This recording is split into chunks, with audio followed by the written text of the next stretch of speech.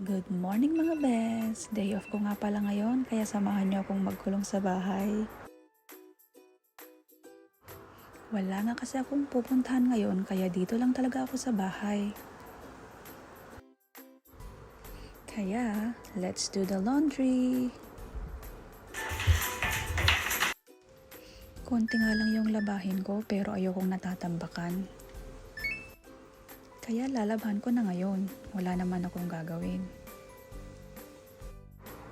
Magpapainit na nga pala ako ng tubig kasi inom ako ng gatas. Tapos ayan, ipapainit ko na rin yung baon kong spaghetti kahapon kasi hindi ko nakain dahil pumunta ako sa kantin. Stevia nga pala yung gamit kong sugar, mas healthy, no calories. Mainit na pala yung spaghetti ko kaya tara, let's eat! Ayan, habang ako kumakain, ayan din ang oras para magmuni-muni ka muna. Ayan, iniisip ang mga problema, ang mga bayarin, charot. Pagkatapos ko ngang kumain, ay umakyat muna ako sa kwarto ko para uminom ng vitamins. Pregnacare nga pala yung vitamins ko. Ayan, pati nung unang pregnancy ko, yan na din yung vitamins na tinitake ko. Tutupiin ko na nga rin pala yung mga nilabhan ko ng isang araw. Ayan, ito nga lang yung ginagawa ko talaga kapag day off. Maglalaba, maglilinis ng kwarto, magtutupi. Pag sinipag naman ako, lumalabas din ako para mamalengke. Pero most of the time, nagpapadeliver na lang ako. Less hassle kasi pag nagpa-deliver.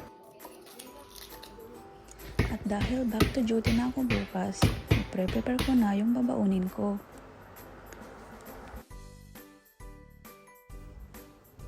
Fried rice na may gulay nga pala yung balak kong baunin.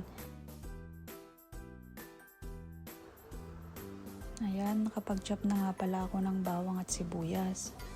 Slicein na natin yung spam.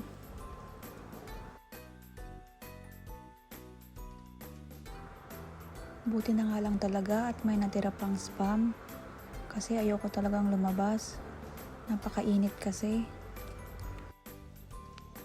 Ayon nga sa weather forecast ay 20 degrees Celsius ang temperature ngayon.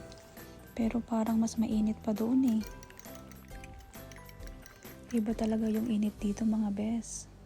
Masanay ako sa init sa Pilipinas. Lalagyan ko rin pala ng egg yung aking fried rice para mas masarap. Ayan, at medyo nasunog pa nga yung bawang at sibuyas. Nalakasan ko kasi yung apoy. Ayan, luto na. Thanks for watching!